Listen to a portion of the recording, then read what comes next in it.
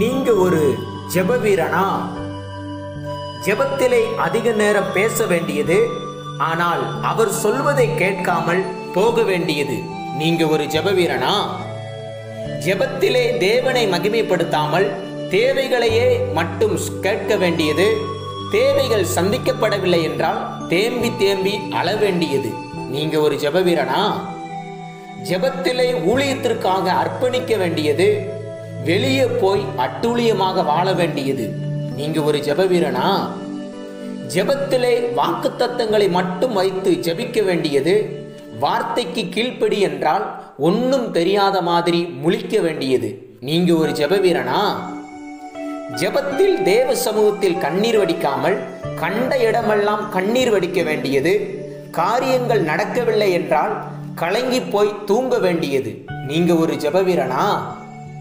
நான் சொல்வதைத்தான் ஆண்டவர் செய்ய வேண்டும் என ஜெபிப்பது, அவர் இதைத்தான் செய்வேன் என்று சொன்னால் ஜெபத்திற்கே வராமல் போக வேண்டியது. நீங்க ஒரு ஜெப வீரனா? ஜெபத்திலே பக்தி வேஷம் போட வேண்டியது, வேஷம் போடாதே என்றால் அதுதான் எங்கள் பழக்க தோஷம் என சொல்ல வேண்டியது. நீங்க ஒரு ஜெப வீரனா?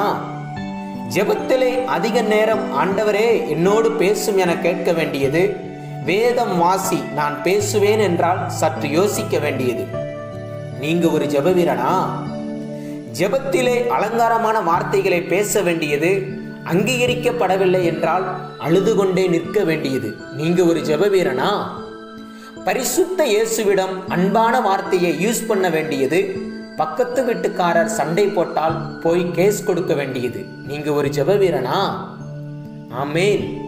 ஜெப வீரனுக்கு ஜெபத்தின் மேன்மையான ஆலோசனைகள். ஜெபிக்கும் ஜெப வீரனே, நாம் தேவனிடத்தில் பேசுவதால் ஜெபம் ஆரம்பமாகிறது. தேவனுக்கு செவி கொடுப்பதால் ஜெபம் நிறைவடைகிறது. ஆம் ஜெப வீரனே, உன் ஜெபம் வார்த்தையில் அல்ல வாழ்க்கையில், உதட்டில் அல்ல உள்ளத்தில் இருக்க வேண்டும். அலங்காரமாய் ஜெபிக்காதே, ஆத்தும பாரத்தோடு ஜெபி.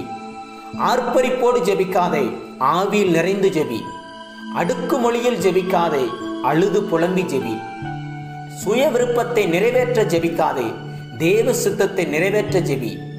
குறுகிய மனப்பான்மையோடு ஜெபிக்காதே, பரந்த மனப்பான்மையோடு ஜெபி.